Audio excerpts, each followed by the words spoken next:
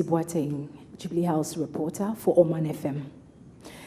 Madam Vice President, my question, one of the issues in recent time has to do with the effect of climate change.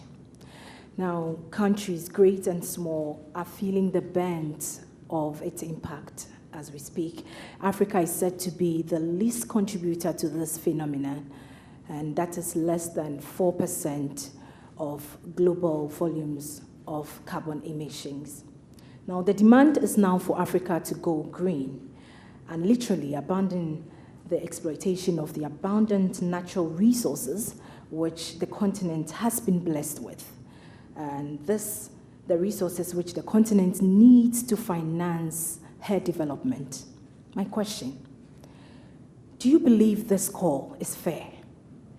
And also, are you disappointed by the failure of worthy nations of the world to honor their commitment of making available $100 billion annually to the poorer countries of this world to assist them in the fight against climate change? Thank you. Anyone would deny that the globe is facing a climate crisis, and that is a fact.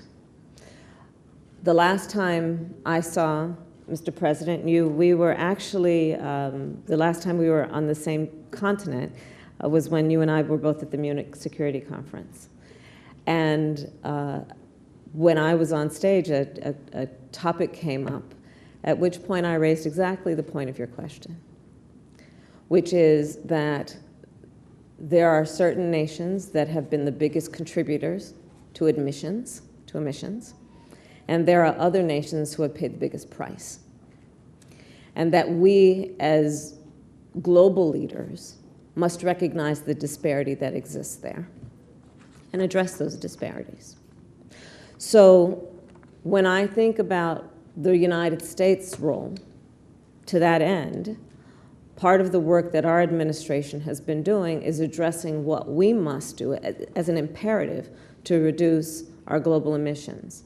We, during our administration, the Biden-Harris administration, take great pride in accomplishing a significant step toward that end, where we have dedicated $370 billion to the climate crisis, with a great deal of that directed at what we can do to reduce greenhouse gas emissions. So that is an important step as we go forward. But it is critically important that as global leaders, we all speak truth about the disparities that exist in terms of cause and effect, and that we address those disparities. And part of my trip here is actually to also recognize the opportunities then that exist in this transition to what we call a clean energy economy, a green economy.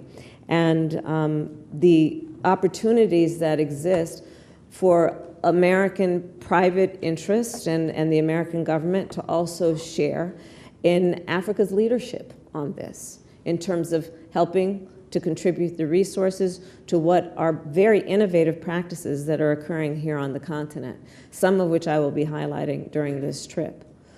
There is no question to the last point that you raised, that work needs to be done in terms of a commitment that was previously made.